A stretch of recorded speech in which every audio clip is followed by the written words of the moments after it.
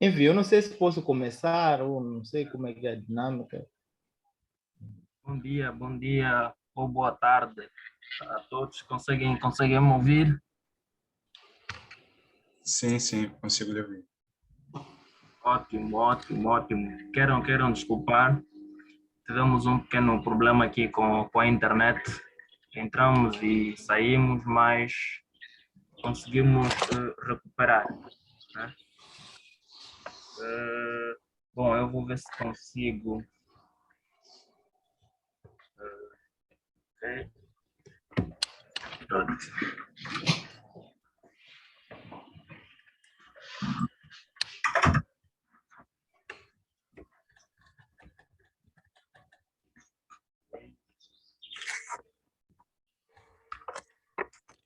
Bem, bom, tive que trocar aqui a câmera também. Não estava a funcionar muito bem, então estamos a usar uma câmera aqui para ver se consegue nos auxiliar. Boa tarde a todos mais uma vez.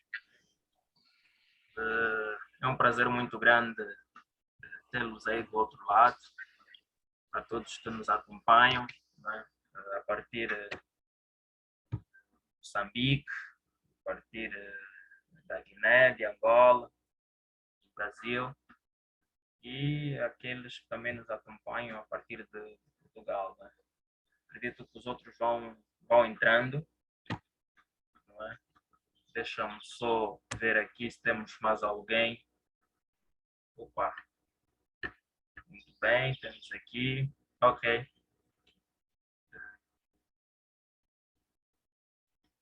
bem. Os outros vão entrando, não é?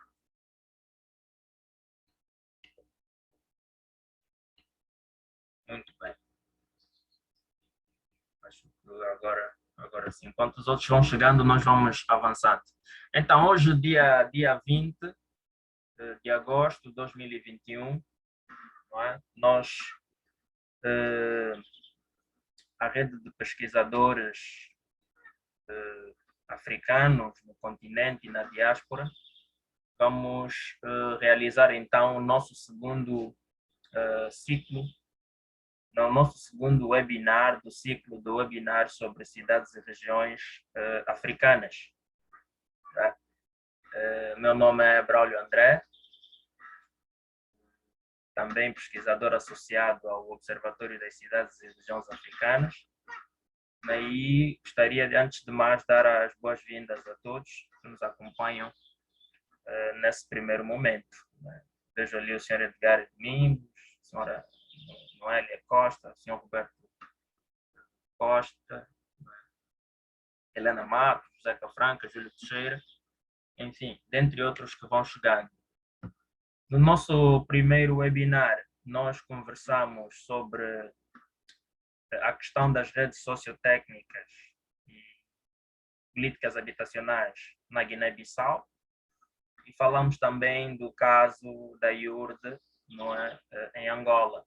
Os preletores foram o Sr. Maurício Wilson, Camilo da Silva e o Sr. Armindo de Jesus.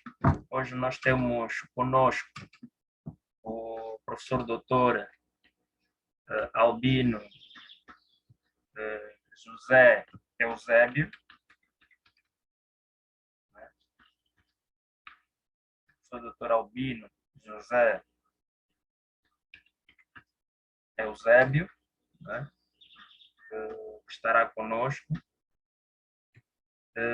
O professor doutor Albino José Eusébio é moçambicano, não é? E tanto é também professor na Academia de Ciências Policiais de Moçambique, não é? Ele é formado, é formado em Ciências Policiais pela CIPOL, é mestre também em Ciências Sociais, com área de concentração em Sociologia, não é?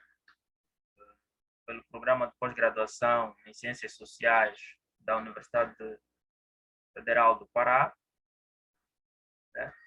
É doutora em Sociologia, né? E pós-doutora pelo Instituto de Pesquisa em Planeamento Urbano da Universidade Federal do Rio de Janeiro.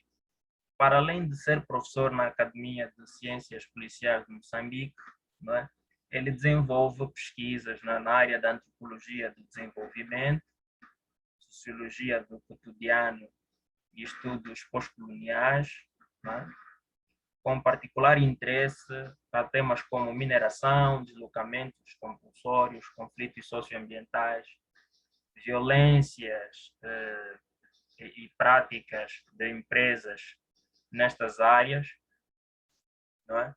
E, portanto, ele é, então, pesquisador também associado à rede de pesquisadores do OCRA, e hoje vai falar, não é, conosco sobre a questão dos deslocamentos populacionais e conflitos socioambientais em Moçambique.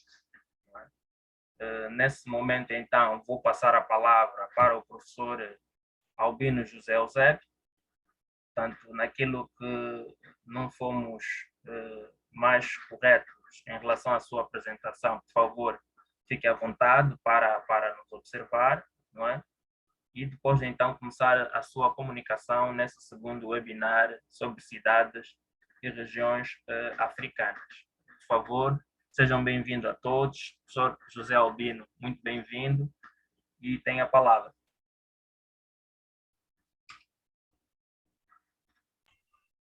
Ok. Obrigado, Braulio, pela apresentação. Boa tarde a partir de Moçambique, né? Boa tarde a todos e a todas. Os que estão no Brasil, acredito que é bom dia. Eu acho que falou o essencial, né? O essencial. Eu queria, em primeiro lugar, agradecer essa oportunidade que o Observatório das Cidades e Regiões Africanas me fez para debater em torno de deslocamentos populacionais e conflitos ambientais em Moçambique, né? É muito bom ver aqui no webinar muitas caras conhecidas, caras amigas, e isso é ótimo. Não vou fazer uma apresentação de um resultado específico de uma pesquisa, né? Mas vou dissertar em torno dessa temática, né? Tendo em conta as últimas pesquisas que eu venho fazendo, principalmente a partir do nível de doutoramento e também no estágio de pós-doutoramento que eu fiz no IPUR, né? Eu, nos últimos anos, tenho desenvolvido grandes projetos de mineração, particularmente em Moçambique, mas também tenho pesquisado no Brasil, né? E esse interesse nasce em função de um contexto específico, é que Moçambique registrou um incremento desses grandes projetos, principalmente na área de mineração, a partir dos anos 2000, e que foi incentivado, né, a partir daquele boom de commodities no mercado internacional, né? Então, os primeiros desses grandes projetos estavam mais concentrados na área de exploração de carvão mineral, na região do Vale do Zambeze, que é a região central de Moçambique. Recebe esse nome justamente porque é uma área que é cortada pelo rio Zambeze, né, que deságua no Índico, né? E a maioria, essa produção, ela é destinada, de facto, para o mercado asiático. Só para se ter uma ideia, devido à sua potencialidade nessa área de carvão mineral, Moçambique atraiu algumas das maiores mineradoras do mundo. É o caso da Vale, é o caso da Rio Tinto, né? A Vale assina o contrato em 2007 para uma área de aproximadamente 25 mil hectares, né, por aproximadamente 25 anos de exploração e mais 25 renováveis. A Rio Tinto, que também é uma das maiores mineradoras do mundo, entra em 2012 para uma área de quase 5 mil hectares, também por aproximadamente 25 anos, né? A partir daí também diversas empresas, a maioria de capital indiano, chegaram a Moçambique nesse período de boom, né? Só que desse período de boom para cá, excetuando a Vale, né, a Rio Tinto e as demais empresas foram quase que na totalidade sendo substituídas por empresas e joint venture de empresas de capital indiano, ou seja, as empresas de capital indiano estão cada vez mais a dominar a área de exploração. E a Índia é um dos maiores mercados de carvão que é extraído em Moçambique. Algumas dessas empresas indianas são um conglomerado, né, de empresas estatais, né, que vão dominando essa área de exploração.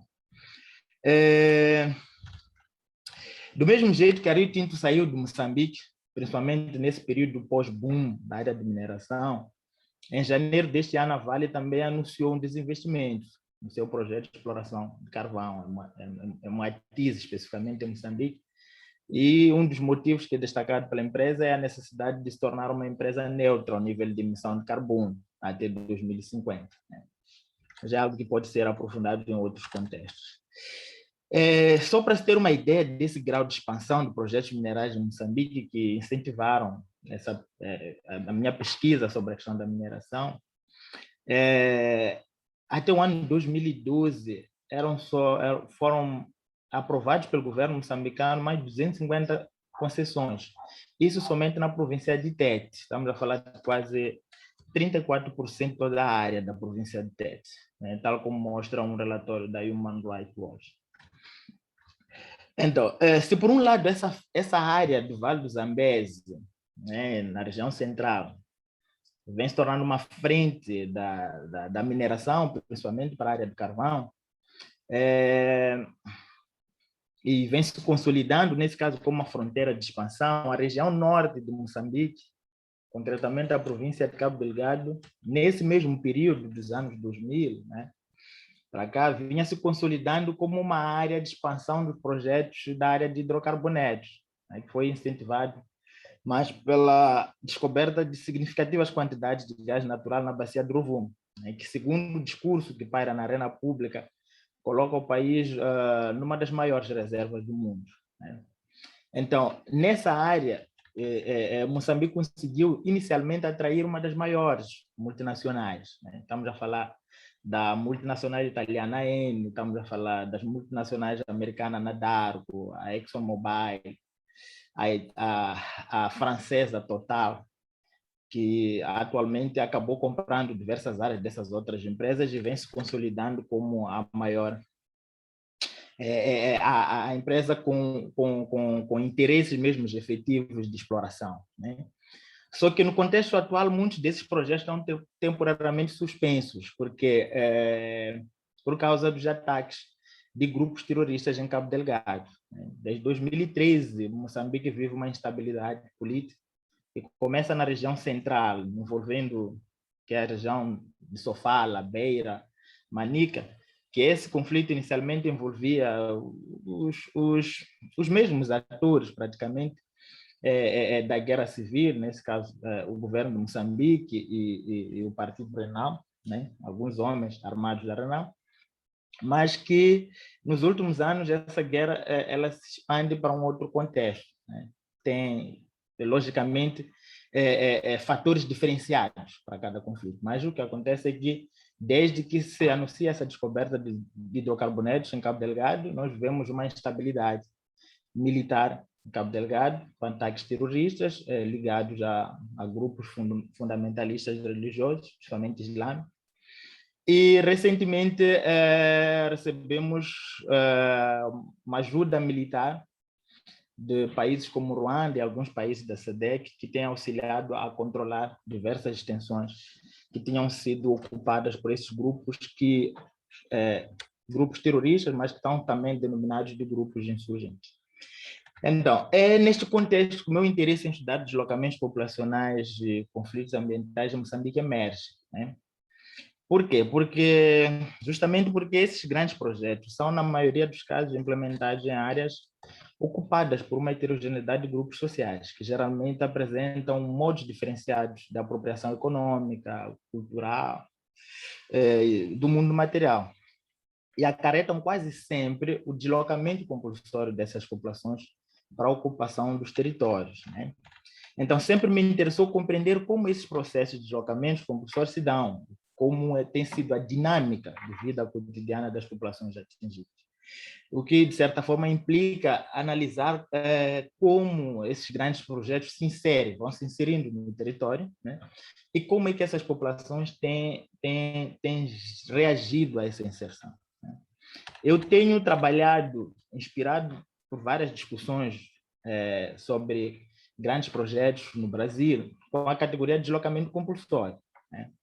Para nomear esses tipos de deslocamentos, né, que são provocados por grandes projetos, porque são justamente deslocamentos que são efetivamente impositivos, né, e não são voluntários, né, e para a sua efetivação, os grandes projetos acionam, né, o que o antropólogo Alfred Wagner vai chamar de mecanismos coercitivos, né, impondo aos demais o cumprimento dos seus desígnios, invariavelmente são apresentados como obras necessárias ao progresso, né, e melhoria de vida. Então, esse discurso de progresso e melhoria de vida acompanham quase sempre a implementação desses projetos e também o processo de deslocamento compulsório das populações, né, deslocamento dessas populações. Os órgãos governamentais, as agências financiadoras também endossam esse discurso, né, ao assumirem, muitas das vezes, a inevitabilidade desses grandes projetos para o desenvolvimento nacional e justificando-os por meio de um discurso da sua necessidade e imperiosidade para o bem-estar de todos, né? Então, esse discurso de bem-estar de todos também é mobilizado para a implementação desses projetos, né? Nesse contexto do bem-estar de todos, nesse contexto de desenvolvimento nacional, de modernização, os danos que são normalmente causados por esses projetos são vistos como passíveis de ser reparados monetariamente, mesmo que acarretem algumas questões que são difíceis, né? Estamos a falar de problemas morais, estamos a falar de questões de identidade social que são, de certa forma, irreparáveis, né? Então, quando se usa esse discurso, né, esse discurso de bem-estar para todos, né, e um discurso de custo e benefício, enfatiza-se quase sempre nesse processo de deslocamento o potencial de transformação social e econômica desses grandes projetos. E a violência, os danos que eles muitas das vezes provocam, são assumidos como um mal menor, mas necessário para o alcance de um bem maior, né? Então, o que se vê é que através desse discurso, né, esse discurso que é mobilizado no nome desses projetos, vai se construindo aquilo que o Jean Rebet e a Rosa Azevedo, por exemplo, vão chamando de um aparato ideológico legitimador, né, que busca traduzir como parte do interesse geral algo que só, na verdade, beneficia determinados grupos de interesse. Nesse caso, em concreto, as grandes corporações multinacionais. Eu trabalho com essa categoria de deslocamento compulsório também pelo seu peso analítico diferenciado, né? Comparando com as outras categorias que são usadas principalmente por pesquisadores ligados ao Banco Mundial, que é o caso do reassentamento forçado, involuntário, né? Porque com ela não só a própria violência de deslocamento, a compulsoriedade, né, e as rupturas que o próprio deslocamento acarreta são visibilizadas e se tornam objetos essenciais da análise, como também o próprio modelo de desenvolvimento, que torna essa violência possível, né, se torna também um objeto de análise, né. Para alguns teóricos que adotam essa categoria, e que eu também me aproprio, né, uma análise que se concentra na forma como os reassentamentos são feitos é superficial, e ela não ataca o cerne da questão, porque o problema não está na forma, né, na forma como o deslocamento é realizado, tal como alguns pesquisadores ligados ao Banco Mundial e outras instituições financiadoras tentam nos impor, né? Mas na própria violência, seja ela física e simbólica, do deslocamento em si, né? O próprio deslocamento em si já é uma violência, né? Bem como no modelo de desenvolvimento que tem nesses grandes projetos como um principal setor dinamizador e que tornam essa violência que o próprio deslocamento provoca uma realidade, né? No caso de Moçambique, os deslocamentos compulsórios são alguns dos impactos diretos da intensificação desde os anos 2000 da expansão dos grandes projetos. Porém, é preciso ter em conta que eles não são um fenômeno novo na história do país, né? A história de Moçambique é desde o tempo colonial, marcada, dentre vários pontos, pela prevalência de uma política governamental e empresarial de controle do território, que tem pressionado constantemente o território das populações das áreas rurais e tem como consequência imediata e direta os deslocamentos compulsórios de milhares de populações, né? Tanto no período colonial quanto na primeira década, no período pós-independência, as guerras, os desastres ambientais, as políticas de desenvolvimento e progresso nacional, os programas de aldeamentos coloniais, aldeias comunais, contribuíram para um deslocamento maciço das populações das áreas rurais de Moçambique.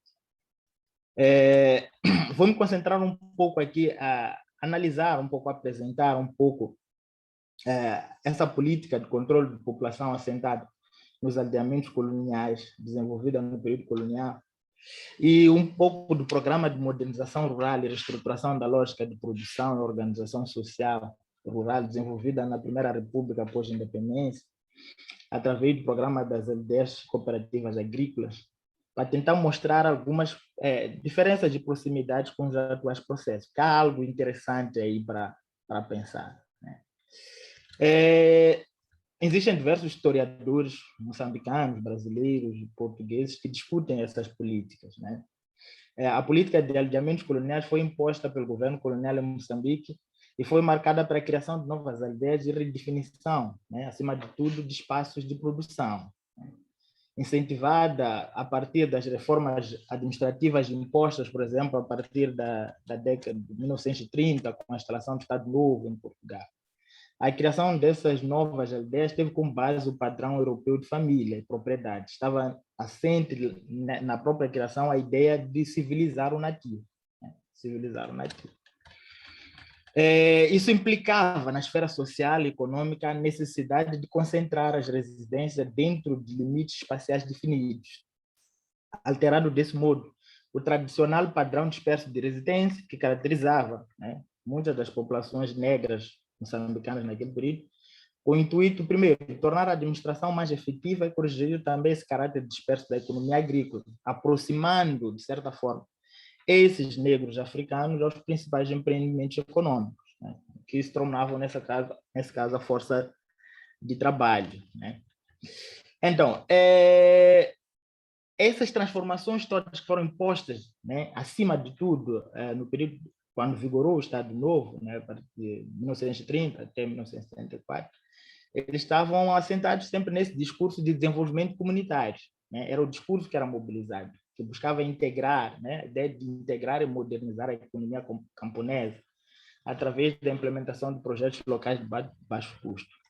Só que o que se verifica é que, a partir da década de 1964 até 1974, esses deslocamentos populacionais para as novas aldeias passaram a fazer parte de uma ampla estratégia de contra-insurgência, né? Principalmente contra o avanço da Frelimo. Inicialmente era aquele discurso de modernizar, né? Reestruturar a forma de organização das populações das áreas rurais.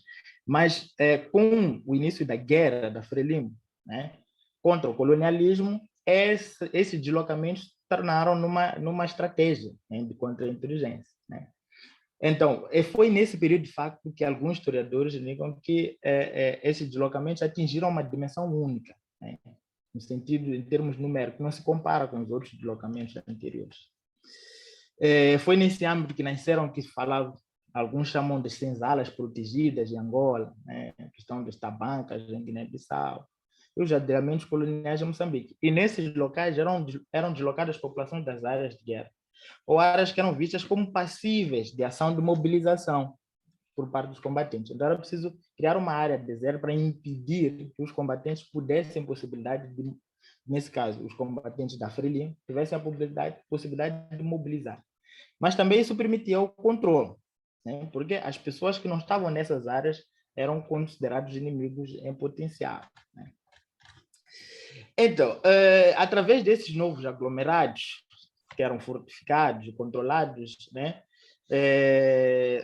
as autoridades, nesse caso portuguesas, esperavam, de certa forma, frear, tal como aconteceu também na Argélia, e os primeiros trabalhos antropológicos do Bourdieu, né, analisam um pouco essa política, era, de certa forma, impedir a possibilidade de penetração dos combatentes nacionalistas, através do controle das populações, né, deslocando maciçamente as populações para as áreas de controle. Os primeiros aldeamentos começaram justamente na década de 70, né? Na primeira metade da década de 70, e à medida que o conflito ia se acirrando, a sua real fase de despovoamento da área operacional, procurando reduzir o contato entre os guerrilheiros e a população, foi suplantando o discurso de desenvolvimento socioeconômico que era mobilizado inicialmente. A região do Vale do Zambeze se torna um palco essencial desse deslocamento a partir de 1968, justamente por causa do lugar estratégico que essa região passou a ocupar na contraofensiva das forças da Frelimo às forças portuguesas. Foi nesse período de 1968 que a Frelimo abriu o que na historiografia moçambicana é denominado de Frente de Tete, né? Com a intenção de cruzar o Rio Zambeze, buscando expandir as suas operações para as regiões centrais de Manica e Sofala. Naquele período, o conflito era mais acirrado na região norte. Então, quando se abre a Frente de Tete, a Frelimo busca cruzar a região norte para alastrar o conflito para a região centro, né? E a resposta das Forças Armadas, tal como mostra um grande historiador, o João Paulo Borges Coelho, né, que tem muitas pesquisas sobre a história da guerra em Moçambique, a essa expansão a reação das Forças Armadas portuguesas a essa entrada da Frelimo, por exemplo, em Tete, tentando cruzar o Vale do Zambeze, foi primeiro o aumento das ações de terror e violências indiscriminadas contra a população, segundo a intensificação desse aldeamento, né? A intensificação do deslocamento das populações para as áreas de controle. Só para se ter uma ideia, até o fim da guerra, o distrito de Moatize, que é atualmente hoje o palco de grandes deslocamentos provocados por projetos de mineração, tinha até 1974, né, 44 aldeamentos cobrindo aproximadamente 50 mil pessoas, né, que foram deslocadas para essas áreas. Alguns desses aldeamentos preservam os nomes de alguns bairros, comunidades atuais, né? O caso do aldeamento Catene, que é a atual área, né, onde foram reassentadas a maioria das populações deslocadas pelo projeto da Vale, né? E Mitete era um aldeamento, Chipanga, que é a área onde algumas populações foram deslocadas com a instalação do projeto da Vale, ou seja, o projeto incidiu sobre essas comunidades que foram compulsoriamente deslocadas, né? Então, estamos a falar de 1974, de aproximadamente 50 anos. Provavelmente existam pessoas que tenham ainda na memória, né, a sua experiência desses processos de deslocamento, né, que foram implementados nesse período colonial e que, de certa forma, algumas gerações posteriores tiveram a vivenciar novas formas de deslocamento agora impostas pelos projetos de desenvolvimento. A segunda política que também contribuiu para um maciço deslocamento compulsório das populações rurais de Moçambique é a política das aldeias comunais. Essa foi implementada no período pós-independência, 1975, e consistiu na imposição de uma forma comunal de vida através da concentração espacial da população rural em aldeias comunais, dinamização da produção agrícola sob forma de empresas estatais e cooperativas agrícolas, né? Concentrar essas populações de aldeias comunais, rompendo com a sua lógica dispersa de organização social, tal como fez o colonizador também, criar cooperativas de produção através da socialização dos meios de produção, principalmente a questão da terra e da força de trabalho, era visto como o único caminho a ser seguido para vencer o subdesenvolvimento e transformar as relações sociais numa perspectiva mais socialista, né, que foi a perspectiva adotada no período pós-independência. Esse programa das aldeias comunais de Moçambique não era inédito na história de alguns estados pós-coloniais, né? Experiências semelhantes de deslocamentos foram vivenciadas por alguns governos com cariz revolucionário também, com uma visão um pouco mais socialista, o caso da Argélia, né? É o caso da Tanzânia também, com as aldeias Ujamá, e que, de certa forma, influenciaram também um pouco essa política de aldeias comunais em Moçambique. A região norte de Moçambique, a região do Cabo Delgado, Niassa, que atualmente a área de conflitos, que vive atualmente conflitos militares, foi a mais contemplada pelo projeto, né? até 1977, por exemplo, tinham sido compulsoriamente deslocados para as aldeias comunais em Cabo Delgado cerca de 800 mil habitantes, né? 800 mil habitantes, né? Alguns estudiosos falam de quase 90% da população, né? Quase 90% da população naquele período, né? O distrito de Moatize tinha, em 1980, 3 aldeias comunais, concentrando aproximadamente 3 mil habitantes. E esse número subiu para 5 aldeias em 1983, com aproximadamente 21 mil habitantes, de 3 mil para 21 mil habitantes. Então, o que evidencia um aumento demográfico para a aldeia já existente, do que necessariamente um aumento da aldeia. Então, foi um processo massivo de deslocamento de populações, né, que se verificou. E, de certa forma, esse aumento demográfico foi criando uma pressão de acesso aos recursos. E, em muitos casos, a violência e a intimidação foram empregadas para frear ações de resistência, queimar a resistência das populações que recusavam se transferir para a área, como uma forma de forçá-los a irem para os aldeamentos, que são áreas de controle. A outra estratégia agressiva que foi mobilizada na altura foi proporcionar ajuda emergencial, né, àquelas pessoas que estavam nas aldeias comunais, né? Uma forma de, através da experiência, de se cooptar as outras pessoas e deixar a própria sorte os que estavam fora dessas aldeias e se recusavam, né, a aceitar essa política, porque era uma política que teve, de certa forma, resistência, né? Um geógrafo que é um especialista em estudos sobre aldeias comunais de Moçambique, que é o Manuel de Araújo, ele considera que muitos aspectos inerentes ao desenvolvimento socioeconômico das populações nesse período foram ignorados, né? E muitas aldeias se transformaram em apenas concentração das populações das áreas rurais, em lugares distantes da sua anterior área de resistência. E que algumas residências nunca chegaram, de facto, a implementar qualquer forma de produção coletiva, como se previa, né? Como tinha sido planificado. Na década de 1980, nós temos o acirramento da guerra, né, entre o governo e a Renam, né? Surge a Renam, depois do acirramento da guerra.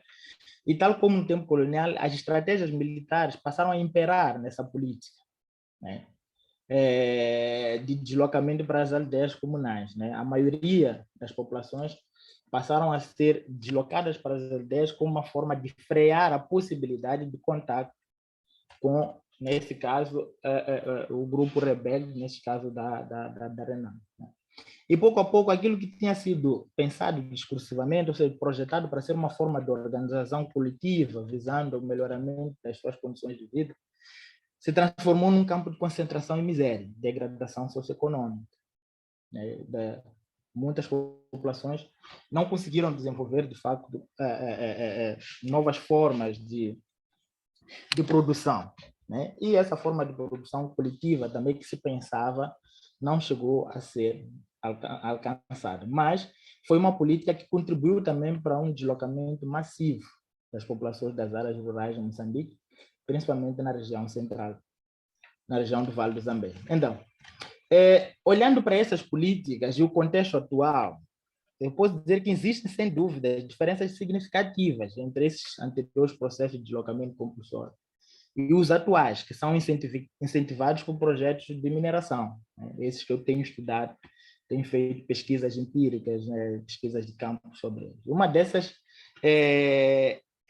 diferenças é justamente o fato dos atuais processos de deslocamentos serem incentivados pela necessidade de controle empresarial do território, né? E o avanço do capital internacional, né? Que vai pressionando cada vez mais grupos de modos de vida locais, né?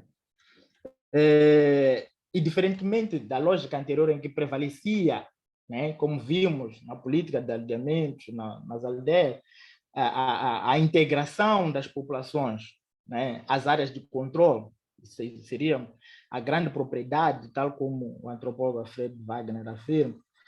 Hoje o que se verifica é que a luta desses atores governamentais, né, e somente os atores econômicos, as multinacionais, é a expulsão, né, a expropriação para garantir o controle empresarial desses territórios, né? É uma espécie de criar uma área, uma desertificação humana de uma área para garantir a exploração dos recursos, né?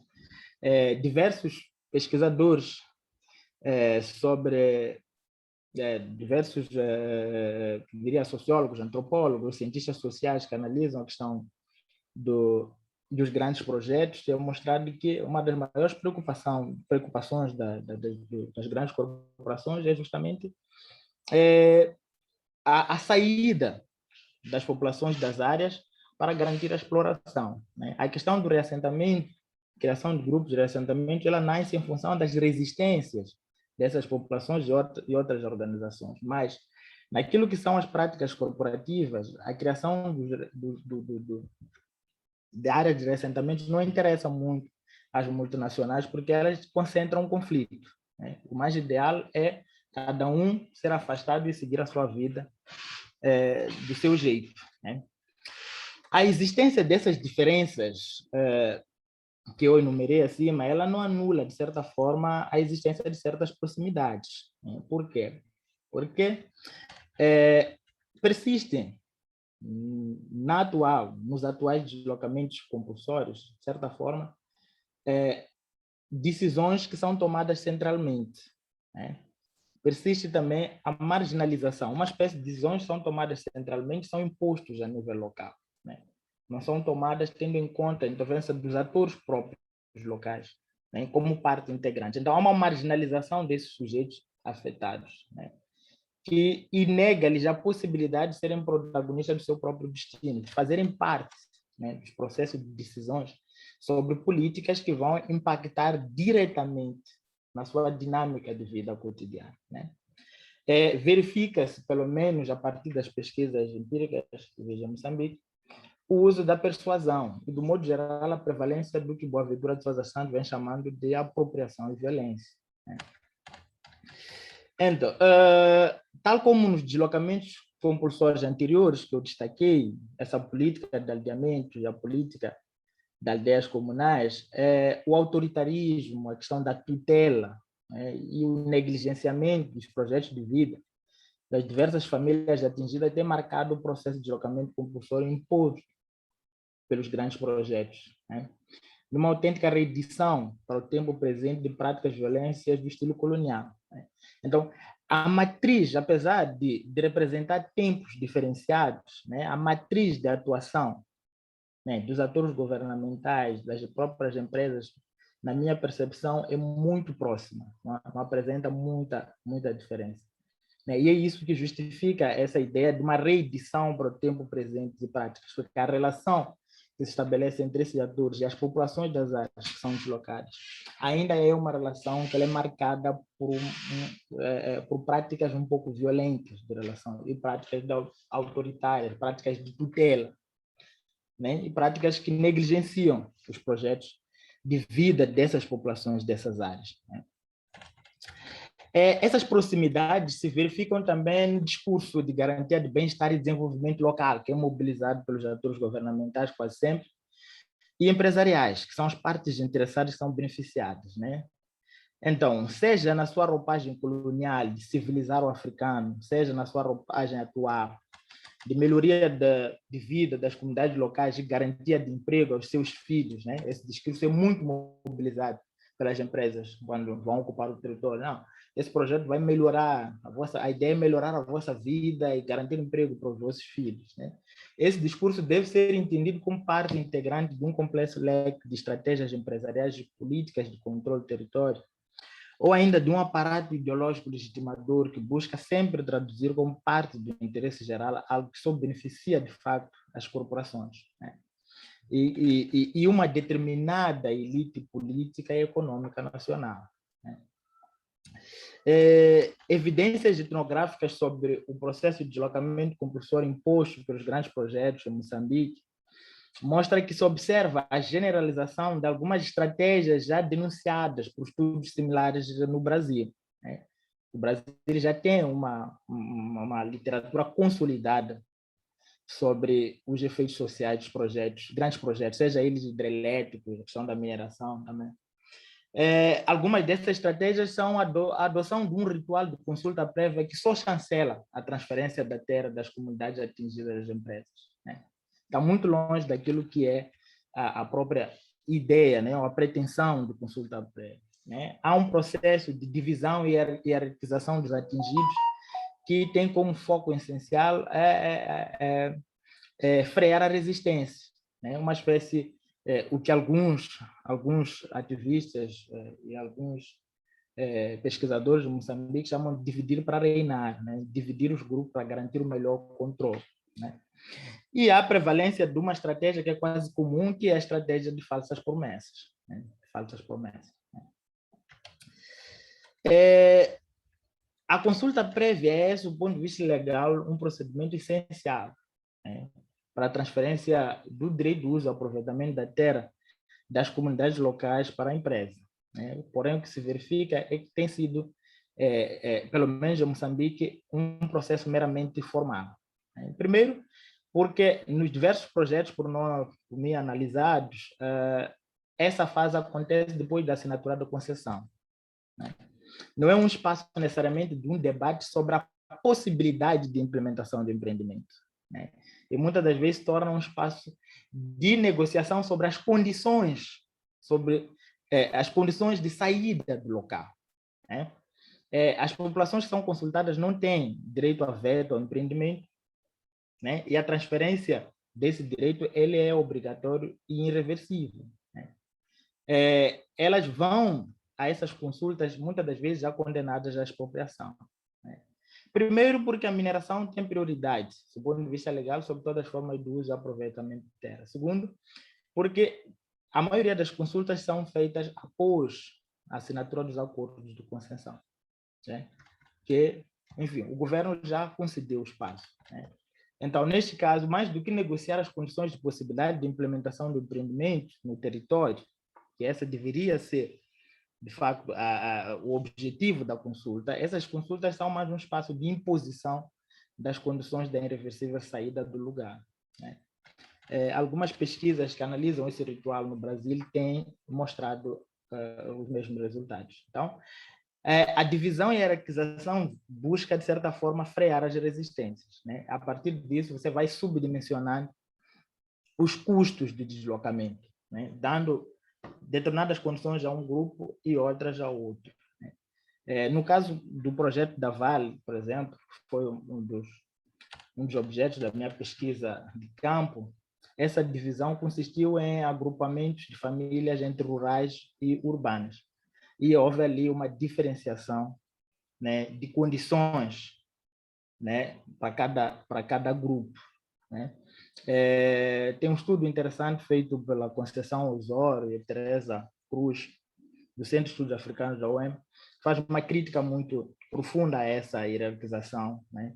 Principalmente pela falta de um estudo profundo sobre as condições, as características daquelas populações, porque não eram necessariamente populações rurais, nem populações semi-urbanas, mas que transitavam, de certa forma, nesses diversos contextos, em que um estudo mais antropológico aprofundado ia permitir, né, mostrar que as famílias rurais não eram necessariamente exclusivamente dependentes da machamba, que só dar uma machamba era suficiente para seguirem a vida, né?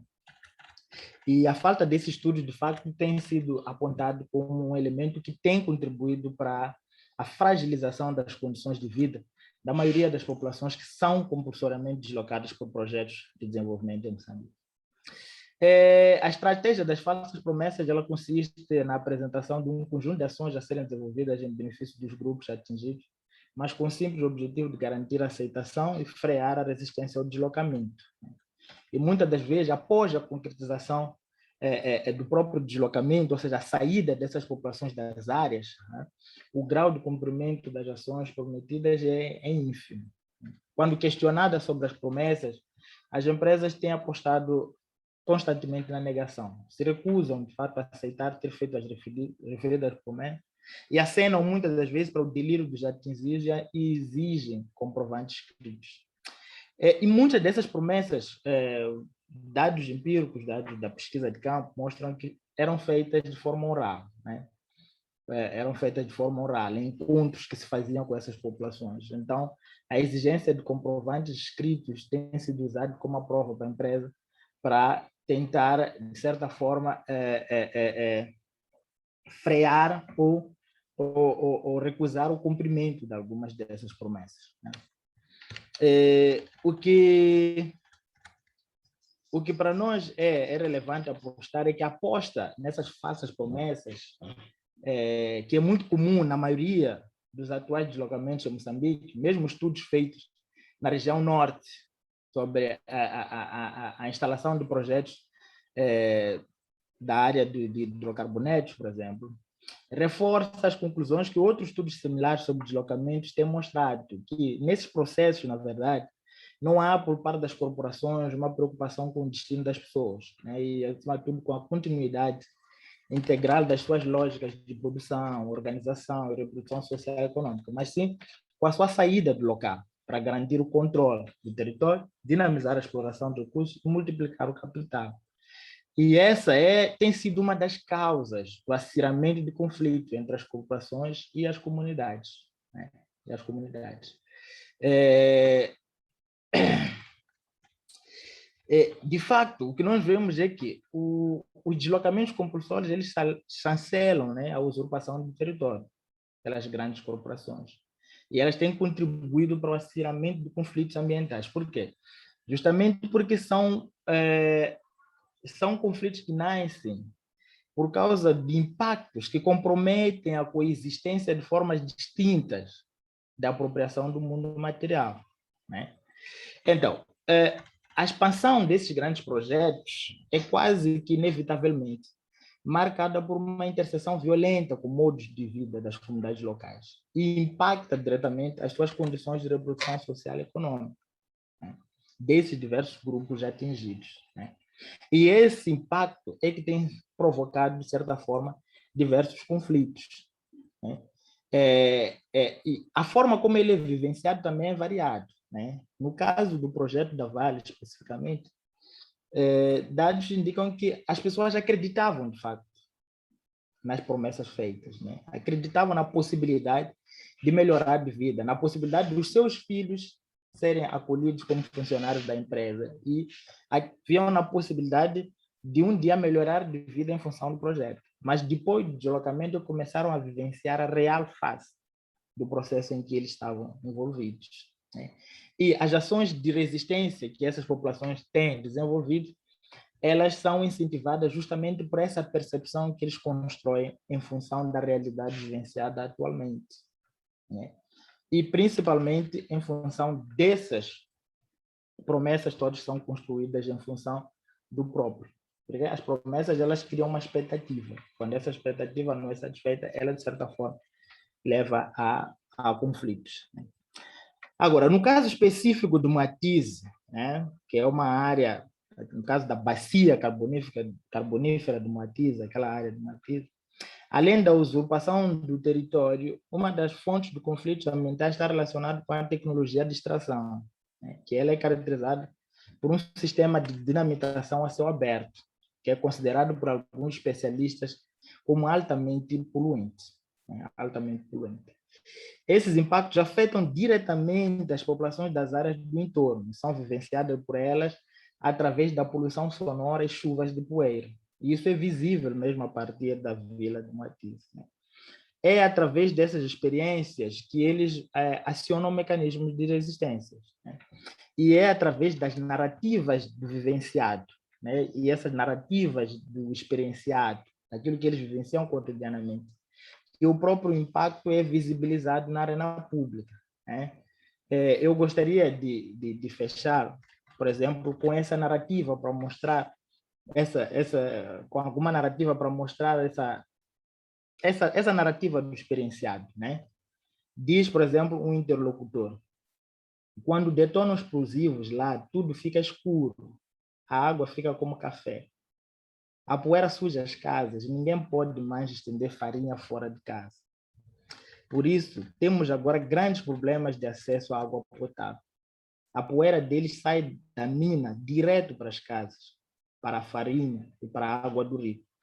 Já fizemos várias cartas. Uma entregamos à Vale, outra entregamos ao governo, mas não obtivemos nenhuma resposta até agora. Eles simplesmente não nos respondem. O governo nem se preocupa em vir aqui para ver a nossa realidade de vida. Somos moçambicanos porque temos bilhete de identidade moçambicano. Só isso. Mas não temos nenhum direito. Enfim, em jeito de conclusão, gostaria de destacar que determinadas rupturas carregam consigo certas continuidades, tal como o antropólogo João Pina Cabral mostra.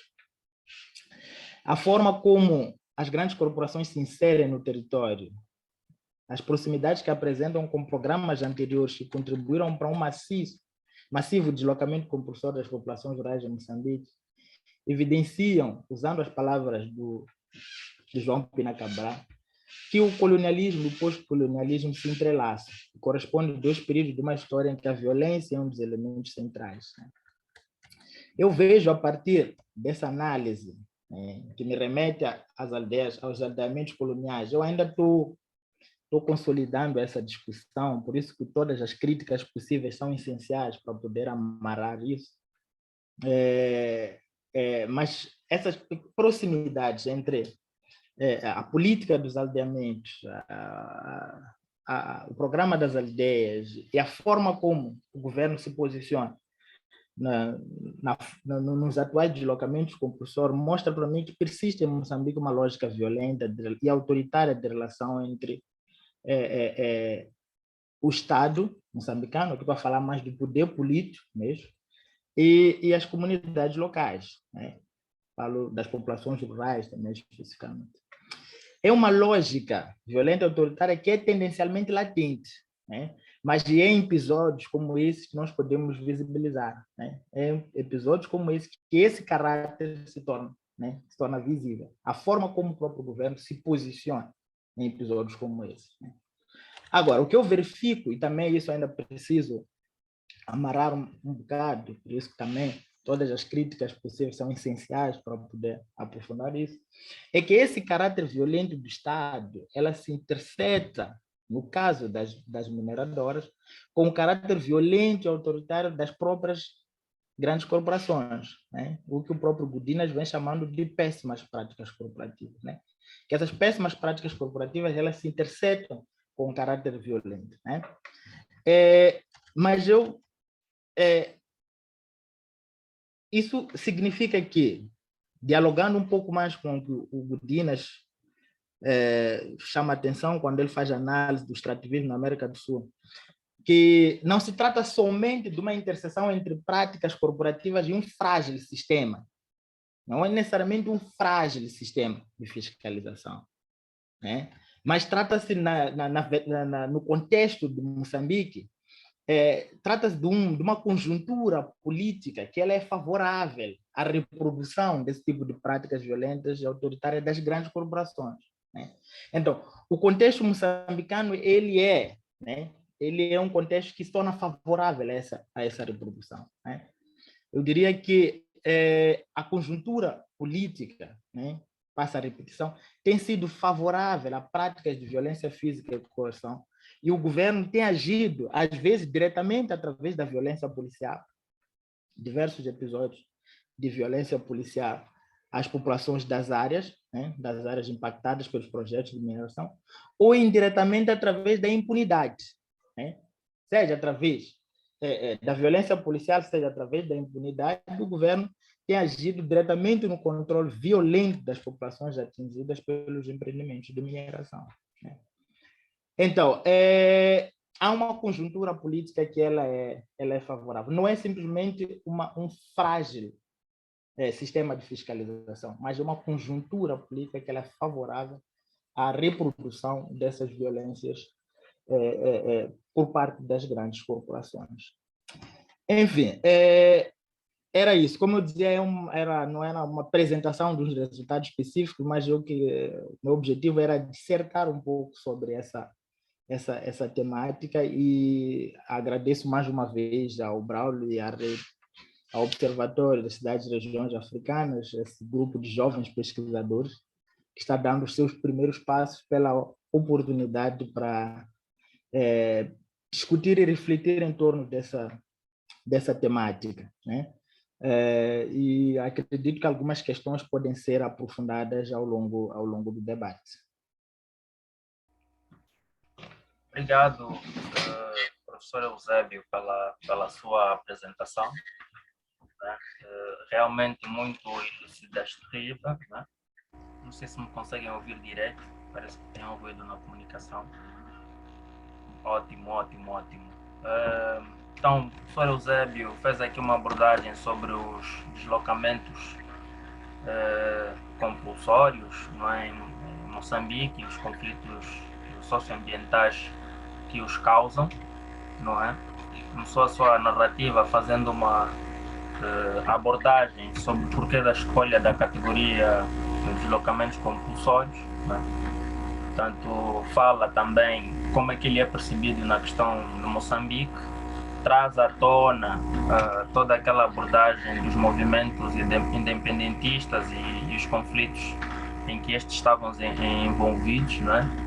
E a própria questão do crescimento demográfico da região em análise, não é? E depois começa a abordar então a questão das grandes empresas que atuam na região e a sua relação com o Estado, né, para a implementação dos seus grandes projetos e que vão gerar depois práticas de violência e uma ausência ou negligência do Estado em relação à vivência daquelas populações, né. Traz uma narrativa de um dos moradores desta região, né, em relação aos efeitos destas práticas violentas sobre a vida da comunidade, né? E depois termina com essa síntese das suas preliminares conclusões, né, em relação à temática. Nós, portanto, surgiram, acredito que devem ter surgido várias questões a serem colocadas. Nós vamos abrir agora então para questionamentos, para contribuições, para críticas, para sugestões também. Qualquer questão, não é?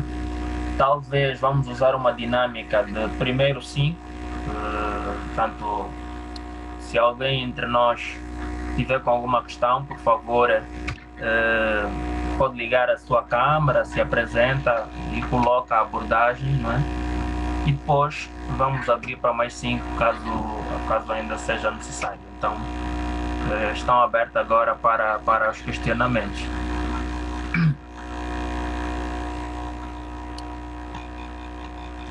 Então, quem começa? Bom, então, enquanto vão surgindo, vão preparando as questões, eu se calhar vou já começar. Primeiro, parabenizar o professor Eusébio, né? Achei muito interessante a abordagem, muito desafiadora. Acredito que seja uma temática transversal a muitos países no continente africano, né? Com as grandes corporações empresariais envolvidas nos processos de exploração de recursos, não é? Eu anotei aqui várias questões e talvez vou ter alguma dificuldade em selecionar, né, quais seriam as essenciais para colocar, não é? Eu acho que já falou das estratégias empresariais para reforçar o seu discurso para a exploração. Eu queria, se calhar, compreender também, não é? Como é que é caracterizado esses deslocamentos, como é que eles são caracterizados, não é? Não sei se consegue compreender como é que são caracterizados esses deslocamentos, quais são as suas características, as formas como eles se dão, as situações, não é, que mencionou, não é? Para além da narrativa daquele morador que mencionou, existem algumas outras narrativas ou quais são os principais danos causados pelos projetos observados durante a sua pesquisa de campo, não é? Eu vou aqui, se calhar, avançar algumas questões muito rapidamente. Tem essa questão, não é? Uma outra questão que me saltou à vista também era tentar perceber até que ponto os atuais conflitos na região, não é? Se, na sua opinião, os atuais conflitos da região, eles são mesmo de caráter religioso, não é? Ou se teria alguma relação com as principais corporações empresariais, né? Estamos a falar de uma região, segundo a sua abordagem, é muito rica em determinados recursos naturais, porque eu queria perceber mesmo se os conflitos na região de Cabo Delgado, Moatize, não é? São fundamentalmente de caráter religioso, esse terrorismo que mencionou, ou se para além disso tem alguma associação com interesses dessas grandes multinacionais, não é? Dessas grandes multinacionais. Em princípio é isso. As outras questões eu acho que são paralelas a estas e, portanto queria deixar também para os participantes colocarem outras questões e depois passar a palavra para o professor Eusébio, não é? Para nos ajudar na compreensão. Bom dia a todos, boa tarde, quem a partir de outra localidade que não seja o Brasil. Eu sou o Edgar Micolo, sou pesquisador aqui na UFRJ, no Laboratório de Métodos Computacionais e Sistemas Offshore. As minhas linhas de pesquisa, naturalmente pelo tema, são um pouco distintas, mas acabamos conversando muito porque as cidades, as sociedades, elas giram em torno disso tudo, né? Ou seja, as questões sociais e técnicas, né? Então elas trabalham e conversam e andam juntas. E gostaria também de parabenizar o professor Albino, pela exposição perfeita e que surgiram algumas questões que gostaria de colocá-las aqui. Uma das perguntas já segue mais ou menos que o Braulio postulou, que era, quer dizer, um pouco bem simples mesmo, porque é uma questão para eu poder perceber quais são as implicâncias desses conflitos, né? Então é uma pergunta muito básica e direta, que se acredita que os conflitos, como que em Cabo Delgado, se devem a essa descoberta viável de gás, e uma provocação aqui nessa pergunta seria no caso de que se porventura esses grupos terroristas tomam não esperamos que não, mas aqui a gente pode ter essa liberdade de pensar, tomam essa localidade com essa área rica em gás, você teria uma percepção de que eles continuariam a manter relações com as mesmas empresas ou inviabilizariam toda a produção, ou pararia por aí, porque o conflito não tem nada a ver com a questão do gás, né?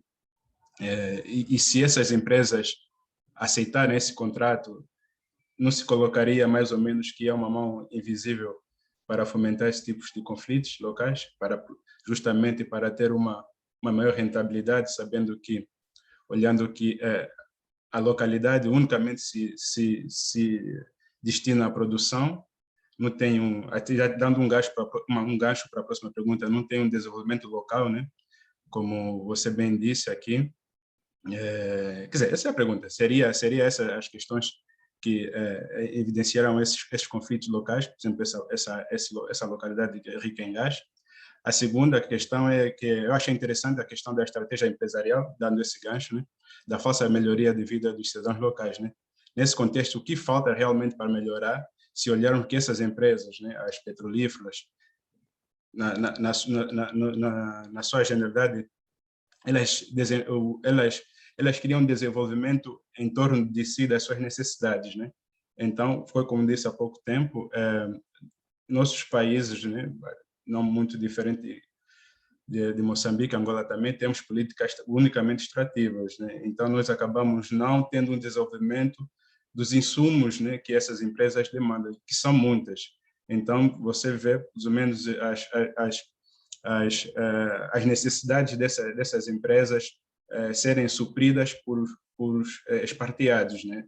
Então, se, por exemplo, as políticas fossem mais rígidas no sentido de que essas empresas trouxessem para as localidades um desenvolvimento, não seria aí realmente a melhoria das vidas das populações.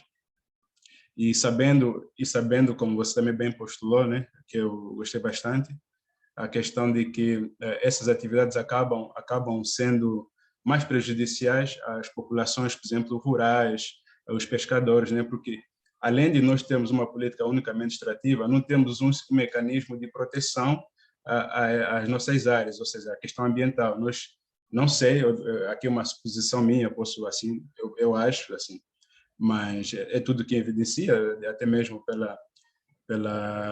pela pouca abertura dos assuntos, porque quando a coisa é clara e bem feita, então não há necessidade de esconder nenhum dado, não há necessidade de deixar as escuras. Então, eu digo, pelos mesmos esses processos que são muitas das vezes críticos em que é necessário um investimento bruto e de técnicas bem de alta tecnologia elevada, e pequenos lapsos, erros, eles são danosos, né, para a população, ou seja, ferindo, vamos assim dizer, a própria localidade em termos ambientais, né? Então acaba muitas das vezes mais prejudicando do que ajudam as populações locais, porque ela quebra a atividade econômica normal das populações nessas localidades, né? Assim, acho que são essas as minhas questões. Se puder esclarecer para mim, agradeceria bastante. Obrigado. Se tivermos mais alguma questão, por favor. No momento ainda... Bom dia. Ok. Prezado Sobreneto, bom dia, por favor, fique à vontade. Sim, eu não sei, faz parte das duas, quase a questão que o Braulio remeteu e o Edgar quase é a mesma, são palavras. E aí vou aproveitar também mais uma outra frase aí, que não sei, não tenho certeza, mas não seria talvez também de olharmos a questão do imperialismo, do projeto imperialismo, new imperialismo, né? No imperialismo, que aquilo que a Sherry Ordnance fala da pesquisa dela da década de 60 até 80, que ela coloca isso aí naquele artigo dela de Dark Antropologia, é que a desindustrialização da África, que continua, que perpetua, esse projeto perpetua até hoje, talvez não seria essas questões de que a gente está vendo, tanto faz em Moçambique, quanto em Angola, e em Guiné-Bissau e Senegal, nessas particularidades de regiões que com mais recursos minerais, não seria talvez o problema do projeto do neoliberalismo que quer continuar a desindustrializar a África? É bobagem, mas faz parte das duas questões grandes do Braulio e do Edgar. Obrigado. Bom, parece que de momento ainda não temos outras contribuições e outras questões, então vamos deixar o professor Eusébio se pronunciar, e à medida que forem surgindo outras questões, depois vamos voltar a abrir para o professor Eusébio também se pronunciar. Professor Eusébio, por favor.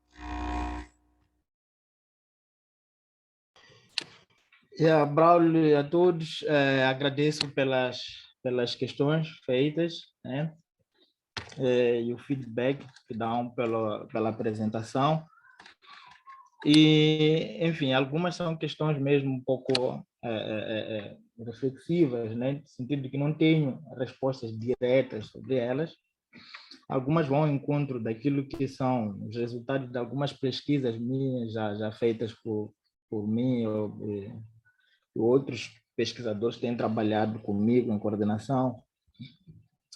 E vou tentar comentar algumas delas, né? Em alguns artigos já publicados, eu faço uma descrição um pouco sobre, influenciado por uma leitura mais antropológica, faço uma descrição desses processos, né, de deslocamento, desde da chegada da chegada da Vale, né? A interação com as comunidades das áreas, a relação com as autoridades locais, o próprio processo de deslocamento, a chegada das populações nas áreas e as narrativas que são construídas sobre o novo lugar, né? E sobre o antigo lugar, né? Então, faço alguma descrição de todo esse processo. Então, as estratégias que eu discuti, elas são construídas em função dessas experiências empíricas, né? E num diálogo, de facto, com alguma literatura. Então, aquelas práticas, elas, de certa forma, vão caracterizar o próprio deslocamento, né? O próprio deslocamento, a forma como essas populações, a própria empresa se relaciona com as populações das áreas, com as áreas do entorno, que vai determinar, não das áreas, da área concessionária, que vai determinar o próprio processo de deslocamento, ela começa a partir de um ritual de consulta prévia meramente formal, né? Que esse ritual permite a transferência do ato. O segundo ponto é o contato com as autoridades locais e as próprias populações, e aí diversas estratégias foram mobilizadas, que é justamente a ideia da hierarquização e divisão dos atingidos, né? E em função disso vai se determinar quais populações vai para que lado, né? E a terceira estratégia de falsas promessas, ela já é mobilizada no processo, para garantir o processo de deslocamento, né? E muitas das promessas, por exemplo, foram feitas no caso do projeto da Vale, que foi o projeto que nós fizemos, um trabalho um pouco mais incisivo, é que algumas promessas variavam em função do contexto, né? Haviam populações que residiam próximo das áreas, que são populações ribeirinhas, por exemplo, e eles prometiam, não, vocês, como são populações ribeirinhas, vão ser assentadas numa área que possam continuar com o vosso estilo de vida ribeirinho. Só que, na verdade, o que se verificou é que, após essas populações aceitarem, foram reassentadas em áreas que não tinham nenhuma possibilidade de dar continuidade dessa forma, né? Para as populações rurais, por exemplo, nós tivemos o acesso à área de reassentamento, em Catembe, por exemplo. Um dos critérios que foi determinante para serem classificadas como rurais é o fato de possuírem uma machamba, né? Possuírem uma machamba. E um dos principais critérios era continuar com a possibilidade de produção na machamba, né? Mas as condições de Catembe impedem essa possibilidade. Muitas das populações, são várias narrativas e diversas pesquisas feitas sobre o deslocamento da Vale têm mostrado isso, que as áreas que foram a área de Catembe é uma área imprópria. Muitas populações tiveram machambas com condições impróprias para a agricultura, né?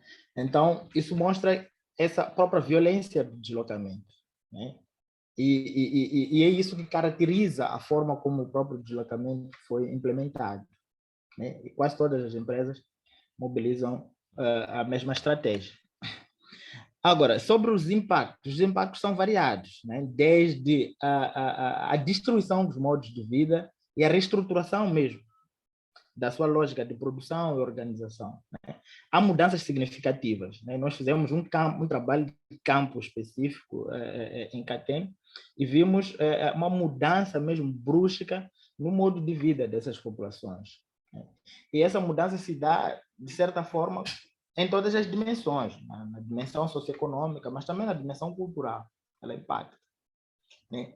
E principalmente porque a própria classificação que foi feita, ela foi uma classificação feita a partir de uma leitura muito essencialista, que não foi produto de um estudo aprofundado sobre as condições próprias. Algumas populações foram classificadas como rurais, na essência não eram necessariamente rurais na sua lógica. Podia ter até uma machamba, mas não eram necessariamente dependentes da machamba. Não eram necessariamente dependentes da machamba. E, por causa disso, acaba criando diversos impactos na dinâmica de vida. Porque, por exemplo, a mulher podia ir para a machamba, mas o marido tinha uma feira, né? E eles foram reassentados a praticamente 30 quilômetros da área original. E essas pessoas têm que percorrer atualmente esses 30 quilômetros para voltar a ter acesso à área. Você vai perceber? o que é que, quando essas populações reivindicam, o que é que a empresa faz? Né? Aposta na disponibilização de um ônibus 2 vezes por semana para levar as pessoas para lá. Né? Então, estamos a falar de medidas paliativas, que muitas das vezes não vão ter um impacto a longo prazo na dinâmica de vida dessas populações. Então, são diversos impactos. Outros impactos, as populações das áreas do entorno, a questão da poluição, ela é vivenciada no cotidiano. A área de exploração separa-se por uma rede metálica com a área de habitação das populações. Tenho diversas imagens que penso um dia em fazer um ensaio de imagem sobre isso, para mostrar um pouco. Que ela é visível, né? Você vê a área de exploração e a área onde as pessoas vivem. E o sistema é de dinamitação a céu aberto. Né? Então, essa porção é vivenciada diretamente. Né? E tem outras questões que são, por exemplo, há comunidades que foram deslocadas e há comunidades que permaneceram. Mas há comunidades que eram dependentes do ponto de vista na sua dinâmica de vida cotidiana das outras comunidades que foram deslocadas. Por exemplo, a narrativa, não, nós somos populações camponesas, sim, mas nós vendíamos nosso produto em Chipanga, né? Era em Chipanga que tínhamos espaço de sociabilidade, interação, essa questão toda. Mas, pelo deslocamento de Chipanga, eles já não têm essas possibilidades, não. Entende? São impactos que, de certa forma, não foram avaliados no processo. Para a empresa, o que interessava era aqueles que estão na área, vamos tirar isso, o resto está fora. Mas essa dinâmica de relação de diversos grupos não foi levada em conta. Então, acaba se criando um impacto em cadeia. Né? Então, são diversos. Né? Aquela narrativa evidencia um pouco a questão da poluição, mas também há uma desestruturação dos modos de vida, a questão dos conflitos que são comuns entre a empresa e as populações do entorno, né? E as populações do entorno, então são diversos impactos que são provocados por esses projetos. O atual conflito em Cabo Delgado é extremamente complexo. Extremamente complexo. Não existe uma narrativa comum sobre a causa desse conflito. Né? O único consenso que existe em alguns pesquisadores é que alguma coisa falhou na nossa própria construção enquanto Estado. Né? Na nossa, como é que eu posso dizer, o nosso próprio contexto político, né? Acabou sendo favorável para que situações como essas, de certa forma, pudessem ter espaço para emergir. Né? Mas as causas específicas são variadas. Né? E não é possível dizer que é um conflito meramente religioso, embora, de fato, a maioria dos grupos insurgentes e tudo mais, eles sejam indivíduos com, de certa forma, uma influência fundamentalista islâmica. Né? Mas o fato também do próprio conflito acontecer numa área atrativa, do ponto de vista de projetos, também levanta questionamentos. O fato de ter uma área que nos últimos anos, depois do Matize, era muito, de certa forma, marcada por uma violência excessiva da atuação política, né? Diversos casos, por exemplo, de grupos mineradores artesanais que eram violentamente expulsos, brutalmente espancados, para que algumas empresas de exploração de rubi acessassem, também é mobilizado como um elemento que se tem que ter em conta. Então, são diversos pontos, né? Mas o próprio Estado, no fundo, enfim, acaba tendo uma responsabilidade por ter permitido que situações de conflitos como esse pudessem redundar em conflitos armados. Né? Então, isso remete, de certa forma, à nossa fragilidade política. Né? A construção dos nossos Estados, né, no período pós-colonial. Né? Então, alguma coisa, porque é essa fragilidade que faz com que esses conflitos sempre existem em diversos Estados. O que faz a diferença é a capacidade de regulação de cada Estado, que permite o controle desses conflitos. Então, alguma fragilidade nossa permitiu que esses conflitos se transformassem em conflitos armados. Né? É por isso que o debate é que, mesmo agora que as nossas forças estão a ganhar terreno, né? Estão a conseguir reconquistar diversas áreas ocupadas, para muitos especialistas, é o primeiro passo, né? Para o que nós temos que pensar, mas que mecanismos permitiram que, depois de quase 20 anos de uma paz efetiva, e de Moçambique ter sido considerado um exemplo de sucesso de um país pós-guerra, né, pelas próprias Nações Unidas, né? Nós terminamos a guerra na década de 90 e ficamos quase 20 anos, rapaz. Tivéssemos que retornar a um conflito armado. Que mecanismos permitiram isso? E intervir nesses mecanismos, né? As condições de vida nas áreas ocupadas são muito problemáticas. Não quero dizer que, em função disso, isso leva a guerras, né? Logicamente que essas questões fazem com que esses conflitos, de certa forma, se acirem. Então, nós vamos precisar pensar um bocadinho nesses mecanismos depois. Então, é difícil ter uma resposta clara. É um conflito meramente religioso? Tudo indica que não. Não é meramente religioso. Tem outros elementos envolvidos lá. E tem mecanismos que permitiram que o conflito se alastrasse, né? E que permitiram que fosse aquela área em específico. E por que não outras áreas? Aquela área em específico de Cabo Delgado se transformasse nisso, né? Se transformasse numa área de conflito. Então, é um pouco complexo, mas só posso trazer essas linhas, pelo menos, em termos de debate. Agora, de facto, esses conflitos têm um impacto direto na dinâmica da vida da população, né? A situação em Cabo Delgado é muito complexa em termos de deslocados. Pela Cipol, fizemos uma pesquisa lá para tentar entender um pouco. O nosso foco da pesquisa era a questão da paz, mas eu lembro do interlocutor que dizia, mas quem ganha com essa desertificação de toda a área costeira? Toda a área costeira, porque é muita gente que está enfim, está migrando, estão se refugiando, né? Quem ganha com essa desertificação? Então, isso impacta, além da própria violência, que são assassinatos de pessoas, mas também impacta a vida das pessoas por causa desses deslocamentos que são forçados, né, a fazer. Para se alimentar aquele conflito, de facto, acredito eu, uma mão externa, né, que envolve. Agora, interessa discutir qual é essa mão externa, né? Para alguns vão dizer, as próprias multinacionais, etc. Mas as próprias multinacionais são impactadas também para a própria violência, né? A própria Total, que já tinha anunciado o investimento, teve que recuar por causa desse conflito, porque as suas instalações foram totalmente destruídas, né? E alguns dos seus funcionários foram assassinados. Então, a única coisa que se tem agora, pelo menos, no debate na arena pública é que muitas dessas pessoas que coordenam essas operações militares foram formados fora do país e têm ligações, de fato, com alguns grupos fundamentalistas islâmicos, né? Grupos terroristas que atuam na África, como é o caso do Al-Shabaab, né? Então, provavelmente essa seja uma mão invisível, mas num conflito, dizem alguns especialistas, há sempre uma interferência.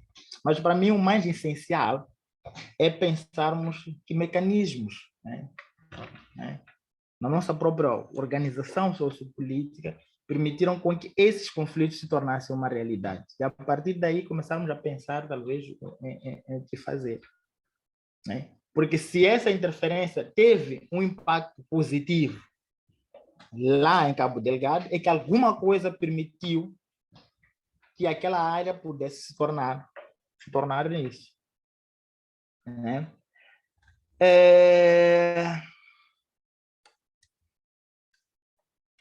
Enfim, já há uns anos eu tenho pesquisado um pouco sobre essa questão da indústria extrativa, né? E as experiências de algumas pesquisas etnográficas que tenho lido sobre diversos contextos em África, o Brasil, outros países, falo de alguns países da Ásia, é que, enfim, essa ideia de melhoria de vida é muito distante da realidade que se verifica, né? Que a própria indústria extrativa não tem sido, de fato, capaz de proporcionar essa melhoria de vida, né? Porque o foco essencial das grandes multinacionais não é necessariamente a melhoria de vida das populações, né? É multiplicar o capital, né? É garantir a exploração, multiplicar o capital. E o foco deles não é necessariamente um interesse com como é que eu posso dizer, as condições de vida das populações da área, tudo mais. O interesse é satisfazer os seus acionistas, né? O Brasil tem um leque de pesquisas sobre o comportamento corporativo, né, que vão mostrar um pouco o que é que vai determinar hoje, o que é que determina a dinâmica dos investimentos, né? Eu busco dinheiro no mercado financeiro e eu tenho que satisfazer o interesse do mercado financeiro, né? E o foco é esse, né? O foco é arrecadar mais dinheiro e proporcionar, não necessariamente investir naquilo que nós chamamos de desenvolvimento local. Eu acho que isso vai depender muito do posicionamento de cada Estado, né? De cada Estado. Então, acaba sendo, de certa forma, uma questão própria política, né? Vai depender de como cada Estado vai se posicionar, né? Nesse sentido. O que eu vejo agora na conjuntura moçambicana, eu acho que a conjuntura brasileira também é semelhante a isso, é que não há assim uma política que permite de facto uma integração que tenha em conta a melhoria das condições das populações das áreas, mas esses espaços transformam somente numa fronteira, né? Exploração de commodities que vão beneficiar acima de tudo os acionistas das empresas, né? E eles é que de certa forma tem ganho sobre isso. Talvez nós temos que pensar em novas formas, né, de produção, né? Novas formas de produção que possam ter em conta a dinâmica própria local, né? Novas formas de desenvolvimento, porque a própria indústria extrativa em si, evidências mostram que, pelo menos evidências empíricas mostram que está muito longe de garantir, de facto, a melhoria das condições de vida, né? O que se deixa desses lugares é um processo de destruição de modos de vida e diversos impactos ambientais, né? Em Moçambique, existem alguns mecanismos de proteção ambiental, mas que precisam ser atualizados em termos de debate, né?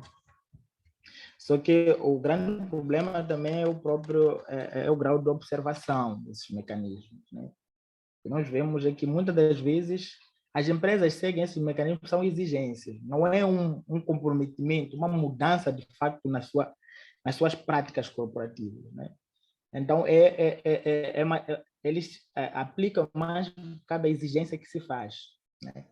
Então, é uma espécie de faz de contas.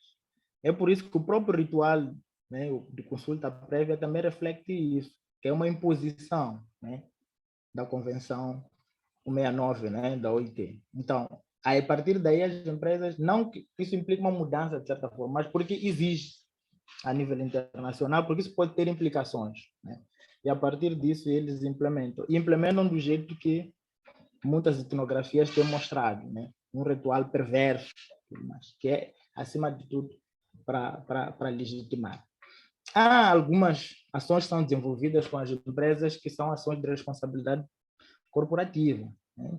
Mas, como nós sabemos, acima de tudo, essas ações visam essencialmente o controle das populações, não necessariamente o foco não é a emancipação dessas populações das áreas de exploração, né, ou das áreas do entorno, mas garantir o controle, né? Garantir o controle dessas populações. Tem diversas pesquisas que o próprio IPUR tem feito, mas outros pesquisadores têm feito sobre essas estratégias de responsabilidade social corporativa, né? A essência dessas estratégias. A lógica é a mesma, é garantir o controle. Em algumas conjunturas, tu garantes o controle das populações através da violência, porque o contexto político permite.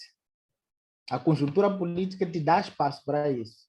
E eu venho chamando a atenção que a conjuntura política moçambicana ela tem sido favorável a esse tipo de práticas, um pouco mais violenta. Mas em outros contextos, não. Você vai fazer o controle das populações através de diversas estratégias. O discurso de desenvolvimento comunitário, o discurso de parceria entre a empresa e a comunidade, né?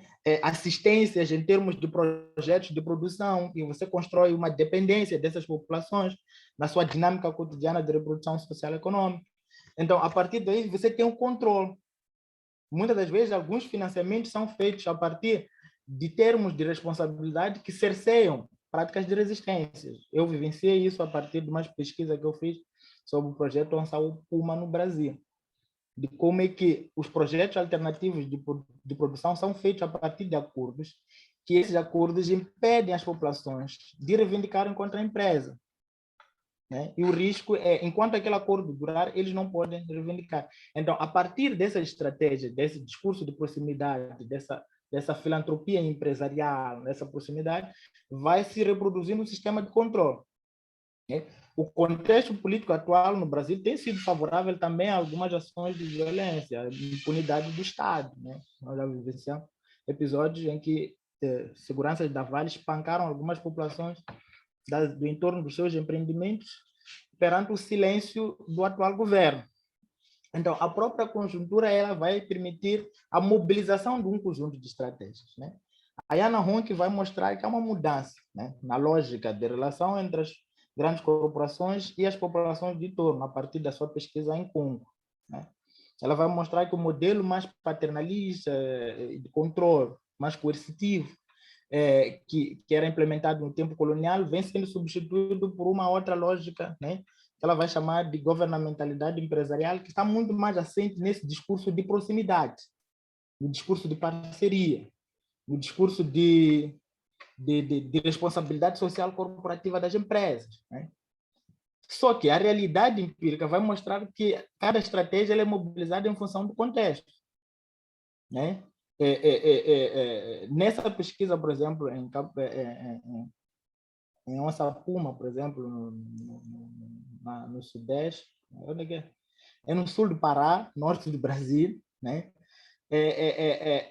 Essas estratégias de financiamento de projetos de produção, elas vêm se mesclando com outra estratégia de cercamento dos assentados, por exemplo, de intimidações dos assentados.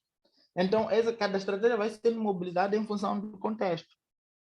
Né? Algumas de uma violência um pouco mais sutil para uma violência um pouco mais aquilo, como é que eu posso dizer, mais dura e difícil. Então, mas a essência de todas essas estratégias é o quê? O controle das populações. É, acima de tudo, garantir o controle das populações e não afetar os empreendimentos. E, acima de tudo, garantir a exploração. Então, de fato, é possível pensar nessa ideia do imperialismo, né? Tendo em conta a lógica da atuação dessas grandes corporações. Né? Há um teórico, um filósofo chamado Denou, que ele vai falar que as multinacionais são um poder, né? São um poder, que eles têm um controle, não só pelo capital financeiro que tem, mas o poder que ele tem de controlar até alguns estados nacionais. Então, são uma espécie de estado também, né? As empresas multinacionais, pelo poder que eles possuem. Então, o que eu tenho, pelas pesquisas que eu tenho feito, as análises que eu tenho feito, é que, de fato, há uma lógica de atuação, que ela é independente do contexto. Né? Existe um modelo global de grande projeto. A lógica da atuação, a matriz da atuação das empresas multinacionais, ela é a mesma. Ela é a mesma, seja no Brasil. Algumas diferenças vão mudar em função de cada conjuntura, mas a lógica é a mesma.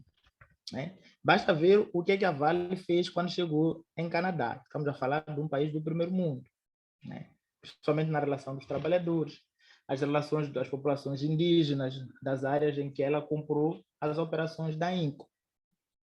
Então, a lógica de atuação é a mesma, acaba sendo a mesma. As reproduções de práticas violentas que de certa forma, e essa violência vai variar, né, em função do próprio contexto. Em alguns lugares é uma violência um pouco mais sutil, né, como é o caso dessa estratégia de cercamento dos assentados. Né? O que é que faz?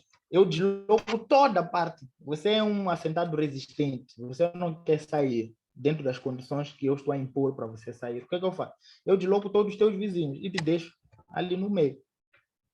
Você fica rodeado de mata depois de um tempo e você sozinho pede para ser deslocado. Essa é uma violência extrema. Só que é uma violência um pouco mais sutil do que a violência física da polícia, por exemplo, para te tirar do local. Mas é uma estratégia extremamente violenta. Então, ela vai variar em função do contexto. Então, é possível pensar, de facto, nessa lógica do imperialismo, mas eu acho que não é somente, não é exclusiva do contexto africano, né, essas práticas, né? Elas são implementadas em outros contextos que as multinacionais estejam interessadas em atuar. E a questão da mineração tem aquela ideia da rigidez, né? Porque o minério está lá, ele não pode ser deslocado. Então, eu tenho que ir lá. O que eu posso fazer é usar estratégias para poder entrar lá e contornar as exigências de cada país. Por isso que há um amplo investimento na cooptação das lideranças políticas, porque isso permite com que eles desregulem, né, tudo. Diminuam o controle do Estado Nacional sobre o próprio processo e, a partir daí, eu tenho possibilidade de me inserir facilmente no território, né? Vou apostando nisso. No caso brasileiro, isso se verifica ultimamente, vem sendo denunciada cotidianamente a atuação do próprio governo a favor das grandes multinacionais, desregulando quase tudo, né? Quase tudo. Em outros contextos, como em Moçambique, provavelmente você não precisa cooptar o parlamento para mudar as leis. Você precisa controlar somente, quem sabe, o presidente da República, o primeiro-ministro, o governador, porque eles têm poder de, a partir da sua palavra e suas decisões, garantirem que os seus empreendimentos sejam efetivados. Porque a própria conjuntura permite isso. Braulio, eu acho que eu tentei transitar nas diversas questões. Se houver alguma insistência também não tem nenhum problema, é um debate, né? É isso. Muito bem, professor Eusébio, muito obrigado. Não sei se tem mais alguma questão, não é? Por favor, se tiver, faça um sinal ali. Ok, tem o Roberto, por favor. Primeiramente, eu quero agradecer o convite, né, ao Braulio, que eu tive a oportunidade de conhecer lá no Cefet, no curso sobre Moçambique. Foi um prazer revê-lo. E também agradecer a explanação, a exposição do professor Eusébio, excelente, super rico, né, muito rico, não, super rico e instigante, né, que várias questões surgem e assim de indagação, mas o senhor já colocou aí, me contemplei com sua fala geral, e eu só gostaria, eu participo do grupo de estudo e pesquisa sobre decolonialidade e educação, né, e marxismo, do Instituto Federal do Rio de Janeiro, campus São Gonçalo, nós temos esse grupo de pesquisa lá. Eu sou especialista em história da África e cultura africana e afro-brasileira. Então, lá o grupo também está pautado nessa questão, no aspecto variado, a questão religiosa também, que me instigou muito. Aí, sobre a questão colocada pelo Braulio, o senhor respondeu muito bem sobre o fundamentalismo islâmico e esses conflitos religiosos, enfim, várias questões muito instigantes. Mas eu estudo, meu projeto, minha área de pesquisa específica mesmo é sobre a metalurgia africana, né, o ferro. E aí, dentro desse contexto do trabalho também do senhor, como ficou essa exploração do ferro nessa província de Tete, que também veio, né, a partir de 2016 até 2019, também com esse argumento de melhora, criação de novos empregos, enfim, todo esse contexto eu coloquei e até que ponto isso realmente atingiu pelo menos 50% do objetivo inicial, ou também foi mais um argumento na sua essência, de manter esse controle que o senhor tem colocado sobre a população local ali da região do Tete?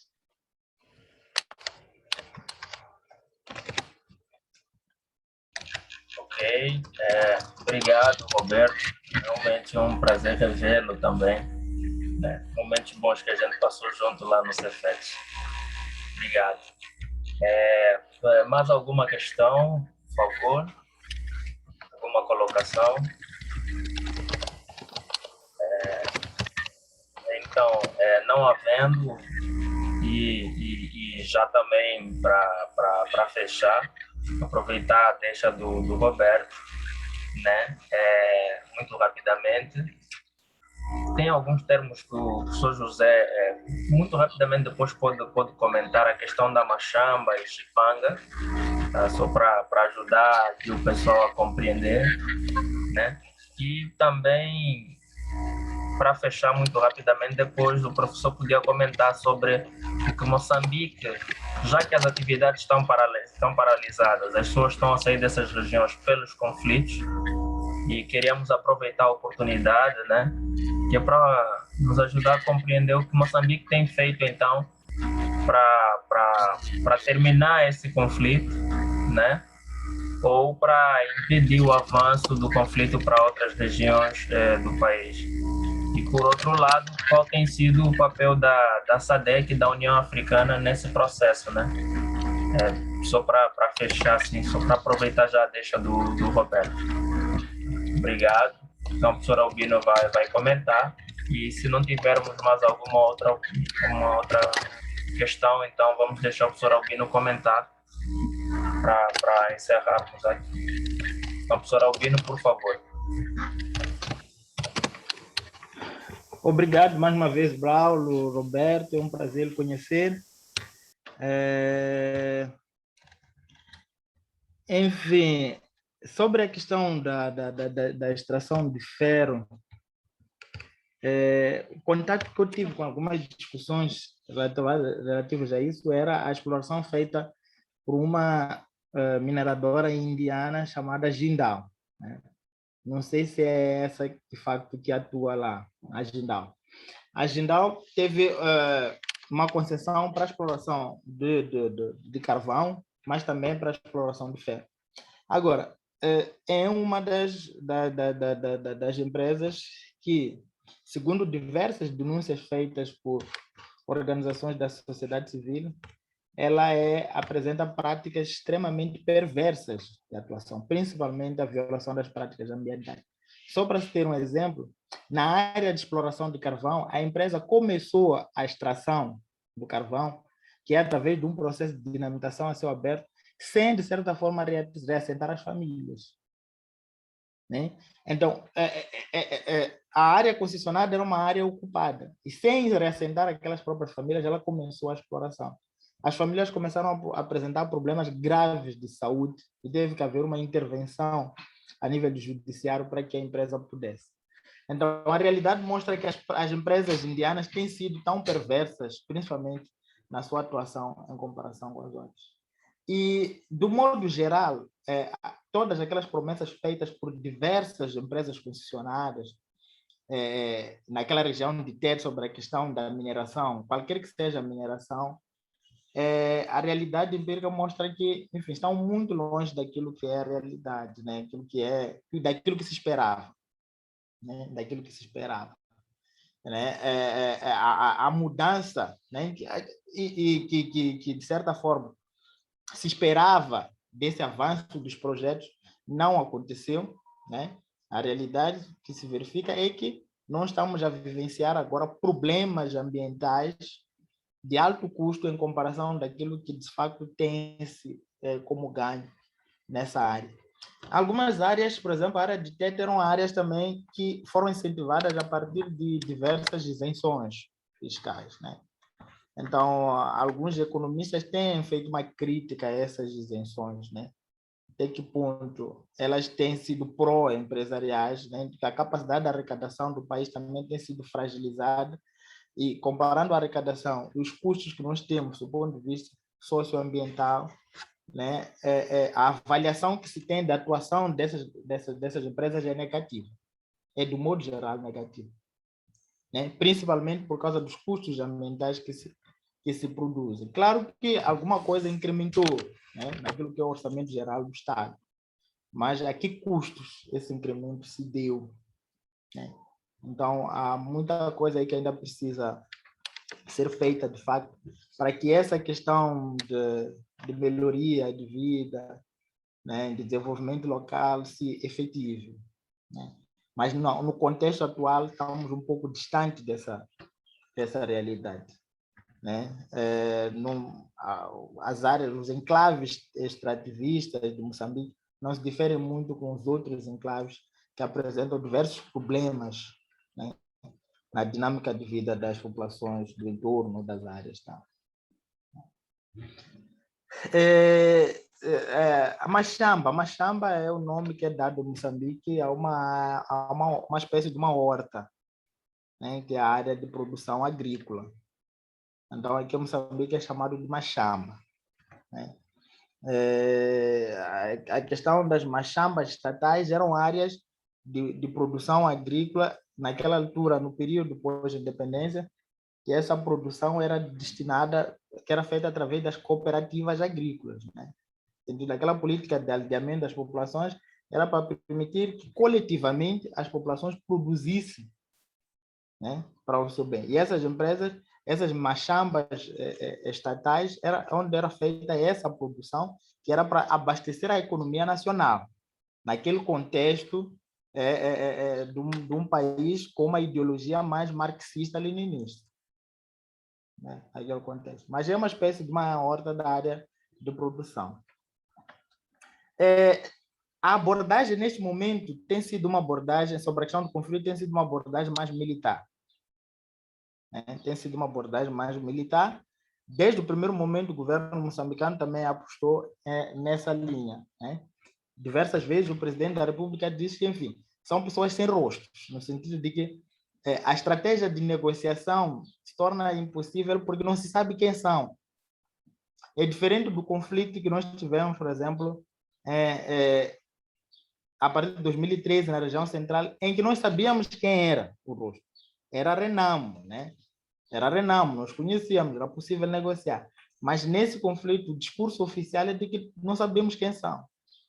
São homens sem rostos, né? Terroristas. Então, essa abordagem de negociação está sendo descartada por essa impossibilidade de contato com esse grupo. E a abordagem do governo tem sido militar, né? Recentemente recebemos um apoio das forças ruandesas e que tem contribuído para um avanço, né? A partir desse apoio conseguimos recuperar diversas regiões que tinham sido ocupadas por esses grupos terroristas. A reação da SADC, ela é um pouco criticada porque o conflito começa já há um tempo, são quase efetivamente 4 anos de conflito, né? E o apoio da SADC só entrou este ano, né? Mas tem sim alguma força militar, apoio logístico que a SADC tem prestado a Moçambique, mas ela é criticada por esse apoio ter chegado só agora, em mais de 4 anos de conflito, né? E depois das forças ruandesas também terem se prontificado a intervir, a auxiliar o nosso país. Então, acredita-se que esses blocos, né, regionais, elas deveriam fazer mais, né, pelos seus próprios países, né? Porque um conflito que afeta Moçambique, ele é um conflito que afeta a região como um todo, né? É um conflito que afeta a região como um todo. E é uma região que faz limite com a Tanzânia, por exemplo, e a possibilidade, né, de transformar aquela região toda numa área de conflito. Então, esperava-se que a posição da SADC fosse um pouco mais firme em relação a esse conflito, de se engajar, não que levasse 4 anos para poder auxiliar. Então, a grande crítica ela é feita em função disso. Eu acho que vejo um posicionamento um pouco mais firme da própria SADC, por mais tardio que possa ser, do que da própria da Organização das Nações Africanas, né, em relação a esse conflito. Eu sinto que eu acho que acaba se dando mais espaço ao bloco regional do que necessariamente a um posicionamento mais firme de todos os países africanos. Provavelmente porque, enfim, não é só Moçambique, né? São vários outros países que têm. Claro que a região como nós sabemos, a região da África Austral era a região considerada mais estável, né? Enfim, desde o fim do conflito em Angola, por exemplo, temos o conflito em Congo, mas a maioria dos próprios países assim eram países mais estáveis do ponto de vista de instabilidade político-militar, né? Mas o resto da região africana, como nós sabemos, principalmente na África Oriental, na África Central, a questão das guerras e conflitos são quase que permanentes, né? Provavelmente, isso tenha, de certa forma, uma influência na forma como a própria União Africana está a reagir, né? Em comparação com a forma como o bloco regional tem reagido, né? Mas isso são, enfim, intervenções meramente em função daquilo que da percepção que eu vejo, não é fruto de um estudo mais aprofundado sobre o conflito. Não tenho me dedicado muito à análise desse conflito, mas tenho acompanhado, de certa forma, algumas intervenções sobre ele.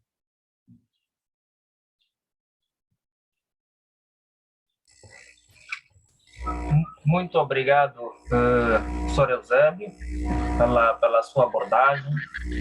Um tema muito relevante, muito interessante, e pelo debate que nos proporcionou, né, pelos esclarecimentos sobre a questão. Muito grato também por ter aceito, né, participar conosco neste webinar e trazer esse tema em questão. Agradeço também a presença, não é, de todos os participantes e as intervenções feitas pelo caro Fernando Sabonete, pelo Edgar, pelo caro Roberto Costa, né? O Egídio também nos acompanha a partir de Angola, muito grato. Pela Noélia, pelo Júlio Teixeira, Silvia, né? Realmente uma excelente palestra, segundo o comentário da Silvia, né? Que nos permite o aprofundamento sobre problemas enfrentados pelos países africanos. A professora Gisele, que também nos ouve, e a Aida Matinha, não é? Pelo nome me parece ser de Moçambique, não é? Se não estiver enganado, né? Muito bom, muito bom. Então, obrigado a todos, foi realmente um prazer muito grande estar convosco nessa webinar, não é? A nossa pretensão é que na próxima sexta-feira tenhamos algum outro assunto sobre algum país do continente africano, né? Vamos também encaminhar os e-mails e convidá-los para esse debate, não é? Estamos a pensar falar sobre mas em princípio é isso, fico muito grato, ficamos todos muito gratos e muito agradecidos, não é? Não sei, antes de fechar, se teria mais alguma questão, alguém para dizer, só para fechar, e depois deixar também as últimas palavras para o professor Eusébio para podermos encerrar. Bom, parece que não temos. Professor Eusébio, suas últimas considerações, por favor. Bruno, eu agradeço imensamente por essa possibilidade, é sempre bom, né, interagir e debater um pouco sobre algumas questões, né, ligadas enfim, às diversas temáticas que a gente vem aprofundar, né? Eu queria dar muita força à rede, né, que continuemos a aproveitar essa possibilidade, que esse contexto perverso que estamos a vivenciar da Covid-19 nos abriu, né, de transformar o webinar em espaço de um debate, e que a gente aproveite essa oportunidade para aprofundar algumas questões, né? A gente vai interagir pessoalmente, mas tem alguns pesquisadores aqui em Moçambique que eu vi que essa questão de Cabo Delgado interessou muita gente, muita gente está interessada em compreender um bocado essa dinâmica. Então, tem alguns jovens pesquisadores que têm trabalhado nisso. A gente pode pensar em convidá-los um dia para apresentar os resultados das suas pesquisas, suas reflexões, que é para clarificar um pouco mais sobre o que está a vivenciar lá. Alguns desses pesquisadores são, de facto, de instituições de pesquisas que estão localizadas nessa região, né? São pessoas que têm desenvolvido pesquisas de facto nessa área. Então, nós podemos fazer isso. E dar muita força à rede, né? E está de parabéns o Braulio e a todos por essas palestras que tem organizado, né? Aqui em Moçambique já é boa tarde, já caminho da noite, então boa tarde a todos, tudo de bom.